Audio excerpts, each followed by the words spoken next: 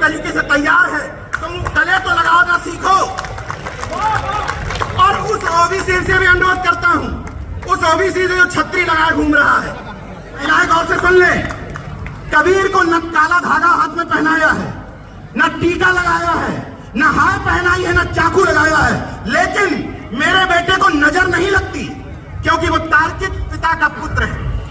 और कबीर अपनी जाति में शादी नहीं करेगा, इस मन से ऐलान करता हूं। जाति के आधार पर ये क्राइटेरिया तय करोगे कि नीरज पटेल अच्छा बोलते हैं क्योंकि पटेल है, लक्ष्मण यादव अच्छा बोलते हैं क्योंकि यादव है, तब तक कोई बदलाव नहीं होने वाला। वहां की गुलामी यहां ट्रांसफर हो जाएगी और कुछ अंतर नहीं आना। यहां जितने व्यक्ति बैठे हैं सबकी जिम्मेदारी बनती है कि अपने अपने सोशल मीडिया अकाउंट्स पे ध्यान दें। जिन लोगों ने नाम के बाद जाति हटा ली, उनके सोशल मीडिया अकाउंट्स चेक करो, 10 पोस्ट में पता चल जाता है कि किस जाति का है। गजब सामाजिक न्याय है।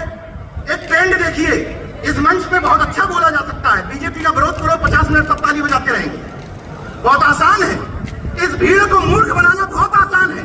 केवल आपको पाखंड अंधविश्वास का विरोध करना है, बीजेपी के खिलाफ जहर उगलना है, हिट मामला।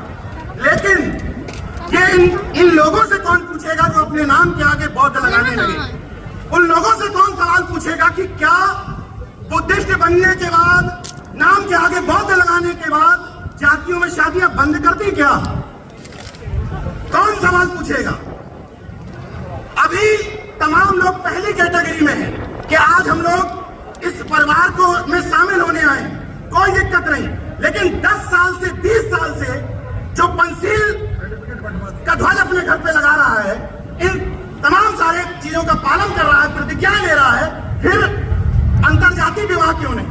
और बिना अंतरजातीय विवाह हुए जब तक ये क्रॉस किया नहीं जाएगा कि मैं जाकर के गर्व से बताऊं कि वो फलाने प्रजापति तो मेरे मौसी के बेटे हैं, वो फलाने मौर्य जी मेरे चाचा के लड़के हैं, वो फलाने विश्वकर्मा जी मेरे मौसी के बेटे हैं। जब ये कनेक्शन हो जाएगा, ये वैचारिक रिश्तेदारी डेवलप हो जाएगी, किसी मंच की, किसी संगठन की कोई जरूरत नहीं रह जाएगी। इसलिए इस मंच से आह्वान करता हूं, मैं द्रोही हूं समाज का, इस मंच से कह रहा हूं क्योंकि तब तक मेरी चेतना विकसित नहीं हुई थी। मैं कह रहा हूं, मुझे गाली दी जा सकती है कि मैंने जाति में शादी की है, इस बात के लिए मैं गुनाहगार हूं, आप लोग मेरे खिलाफ लिख सकते हैं। लेकिन उस समय तक चेतना विकसित नहीं हुई थी, लेकिन अब चेतना विकसित हुई है। गर्व के साथ कह रहा हूं कि मेरे बेटे का नाम है कबीर, और बचपन से लेके अभी तक कबीर को, महिलाएं गौर से सुन ले, कबीर को न काला धागा हाथ में पहनाया है, न टीका लगाया है, न हार पहनाई है, न चाकू लगाया है, लेकिन मेरे बेटे को नजर नहीं लगती क्योंकि वो तार्किक पिता का पुत्र है। और कबीर अपनी जाति में शादी नहीं करेगा, इस मन से ऐलान करता हूं। यह वैचारिकी बढ़ानी पड़ेगी। मंचों पर भाषण देने वाले अपनी तरफ उंगली करके पूछें कि हम कितने सुधरे हैं, हमने इस सामाजिक परिवर्तन की दिशा में कितना काम किया है, तब सही अर्थों में बदलाव आ जाएगा। एक अनुरोध और कर लेता हूं, इस माहौल को देख करके मुझे बड़ी खुशी हो रही है और मैं नहीं कहना चाहता था, इस बात पर सवाल उठेंगे, फिर भी इस मंच पर तमाम सारे लोगों ने कहा पटेल जी अपने लोगों को सुधार लो। तो इस मंच से आह्वान करता हूं कि सिर्फ जो ओबीसी है, संवैधानिक ओबीसी, जिनको ओबीसी का दर्जा दिया है संविधान ने, जरा हाथ उठाए कितने ओबीसी हैं यहाँ पर? हाथ उठाइए कितने ओबीसी के लोग हो। अब वो नफरतवादी लोग देख लें जो हर चीज में आपस में लड़ाना जानते हैं, अपनी अपनी दुकानदारी चलाना चाहते हैं, देख लें कि पिछड़ा वर्ग इस बहुजन मिशन में शामिल है या नहीं। बताइए शामिल है या नहीं? जिस व्यक्ति को दिक्कत हो, जिस नफरतवादी को दिक्कत हो, जाके टाइटल पूछ ले, चौरसिया है कि नहीं, विश्वकर्मा है कि नहीं, पटेल है कि नहीं, यादव है कि नहीं, मौर्य है कि नहीं, निषाद है कि नहीं? अब बताओ, फॉरवर्ड हो रहा है ओबीसी? चौहान है कि नहीं, दर्जी है कि नहीं? एक एक का नाम क्या लूं?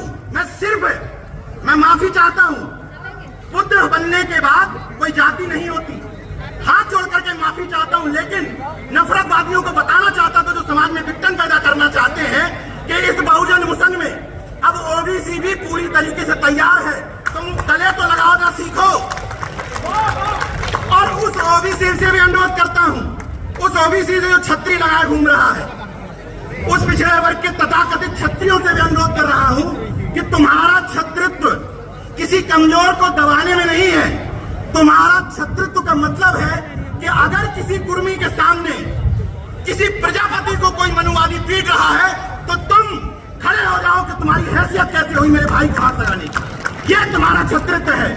जो तथाकथित जातियां छतरी लगा के घूमती हैं, कुर्मी छतरी, यादव छतरी, मौर्य छतरी और निषादवी जल पचार छतरी और प्रजापति ब्राह्मण है और विश्वकर्मा ब्राह्मण है, तो अनुरोध है कि कम से कम गांव में यूनिटी बनाइए। इस तरह के कार्यक्रमों से हकीकत है कि बहुत बदलाव नहीं आएगा, लेकिन गांव में ग्रुप बनाइए जिसमें काले कोट वाले जरूर रखिए। गौर से सुनिएगा, इसमें पैसा खर्च नहीं होना है। ब्लॉक स्तर पर काले कोट वाले मतलब वकील संगठन में जरूर शामिल करिए। हमारे जैसे बकैत पत्रकार जरूर होंगे आपके ब्लॉकों में, उन लोगों को शामिल करिए। सामाजिक कार्यकर्ता जिनको कहते हो कि चंदे के दम पे चलता है, उसको शामिल करिए। और वो लड़का जिसको आपने हमेशा ये कहा क्या ये लखनऊ जाता है, दिल्ली जाता है, फर्जी फोटो खिंचाता रहता है, वो आपके लिए फुल टाइमर है। वो लड़का फुल टाइमर है, उसको अपनी टीम में शामिल करिए। जब 5 टोले काले कोट वाले 5 पत्रकार थाने पर खड़े हो जाएंगे तो आपका उत्पीड़न बंद हो जाएगा। किसी विधायक, किसी सांसद, किसी नेता की तरफ हसरत भरी नजर से देखने की जरूरत नहीं है। निश्चित तौर पर राजनीतिक कुंजी से बहुत सारी चीजों का परिवर्तन होता है। अगर मायावती जी सत्ता में नहीं आती तो ये जगह हमें नहीं मिलती, निश्चित तौर पर होता है। लेकिन कांसीराम साहब ने केवल एक बात थोड़ी कही थी कि बिना कुंजी के, बिना राजनीतिक कुंजी से कुछ हासिल नहीं होता।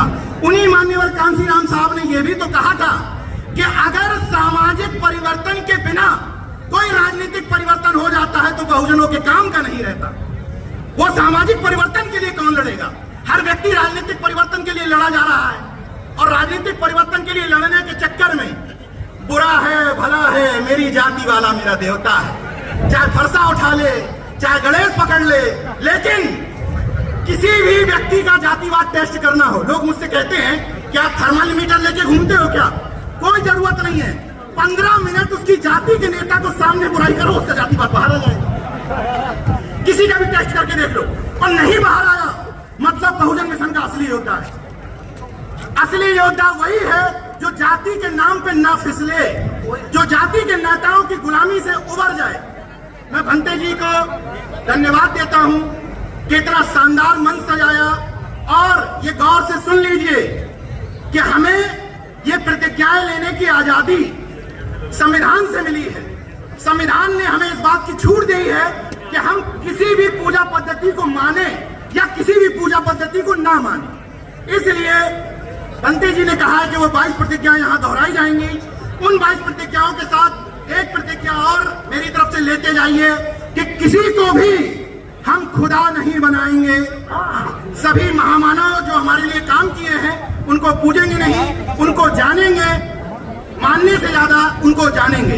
अंतिम शब्दों के साथ अपनी बात खत्म करूंगा कि जरा सा कतरा कहीं अजगर उभरता है तो समंदर के लहजे में ही बात करता है। जरा सा कतरा कहीं अजगर उभरता है तो समंदर के लहजे में ही बात करता है। खुली छतों के दिए कब के बुझ गए होते, कोई तो है जो हवाओं के पर कतरता है। और सुन लो बुद्ध के अनुयायियों, शराफतों की यहाँ अहमियत ही नहीं, किसी का कुछ ना बिगाड़ो तो कौन डरता है। जय विज्ञान, जय संविधान, जय भीम, नमो बुद्धाय, जय अर्जक, जय मूल निवासी।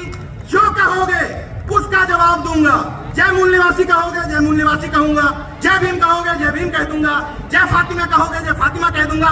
बस नफरत वाला भुट्टी तान करके जय श्री राम नहीं कहूंगा। धन्यवाद।